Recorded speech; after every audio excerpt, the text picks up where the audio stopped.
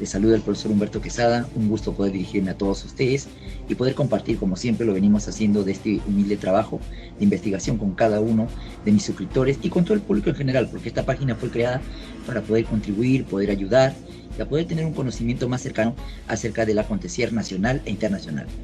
Hablar de viviendo.com, como siempre lo he dicho, contribuye de cierta manera a la creación de una conciencia histórica, una conciencia que nos permita el poder desarrollar un sentido de identificación y más que todo de ese sentimiento de unión hacia nuestro país, y a través de valorar todos los acontecimientos que hayan ocurrido a lo largo del tiempo. Es importante señalar, como profesor de historia, como investigador, que hay muchos aspectos que en todo lo largo de mi carrera me han mantenido siempre muy atento, y más que todo al compartir los conocimientos de una manera muy directa, muy confiable, y en base a lo que obviamente se establece en muchos archivos e investigaciones valederas que a veces me han permitido también aprender y de paso también compartirlo. Y hay un tema muy importante que me gustaría tocar aquí. Durante el desarrollo de mi carrera universitaria he tenido muchos contactos con investigadores, con personas que han compartido informaciones de una gran relevancia.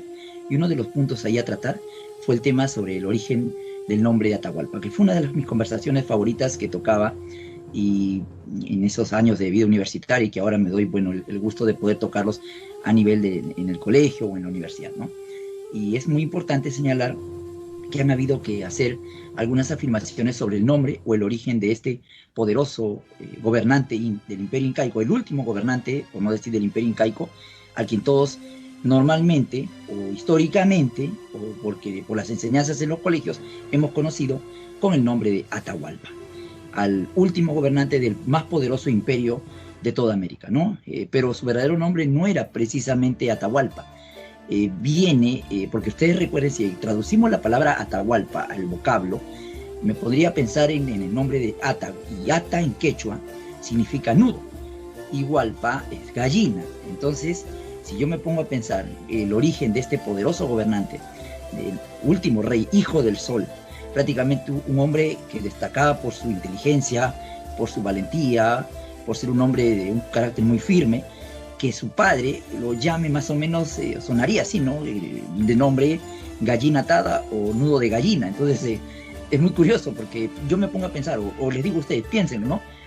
¿Quién le pondría de nombre gallina atada o gallina con nudo al hijo de un soberano, al hijo del futuro soberano de todo Sudamérica? Es decir, al más poderoso hombre de todo Sudamérica. ¿Quién le pondría como nombre eso? Y ahora hay que pensar además que las gallinas fueron traídas por los españoles y no existían cuando Atahualpa había nacido. Es también una situación bastante ilógica.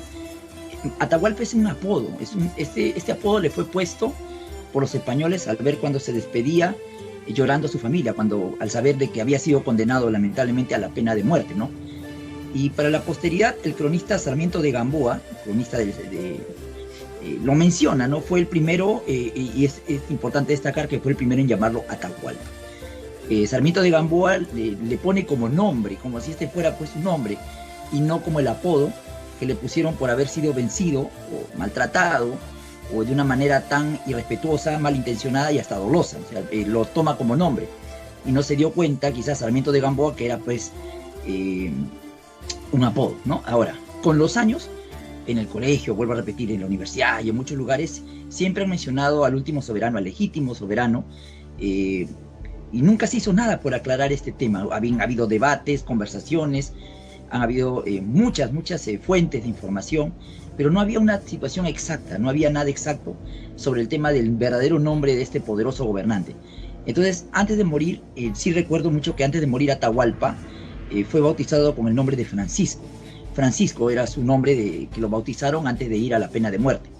En este caso, ¿por qué? Porque los españoles, recuerden ustedes que Atahualpa fue castigado y sancionado por herejía, por idolatría y más que todo por promover se puede decir entre comillas, anticristianismo.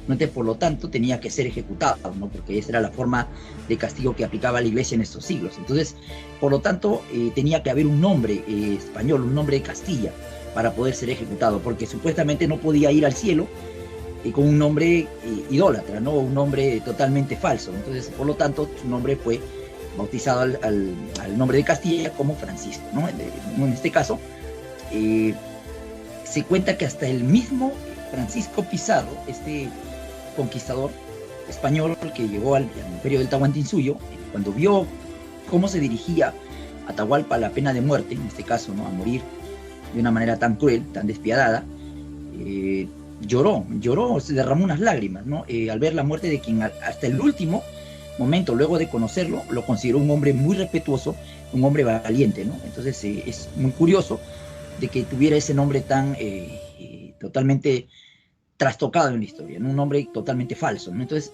pero como siempre he dicho, ¿no? Como profesor de historia, y siempre lo he dicho, la historia se reescribe, nunca es tarde para corregirnos, y nunca es tarde para aclarar estos momentos donde los cuales podamos tener una visión más cerca de lo que verdaderamente sucedió, y más que todo de lo que debería haber sido corregido en su momento, ¿no? Entonces, pero nunca es tarde, siempre digo. Entonces, el nombre de nuestro último soberano, del último inca, del hombre más poderoso de Sudamérica, no era Atahualpa, sino era Atabalipa.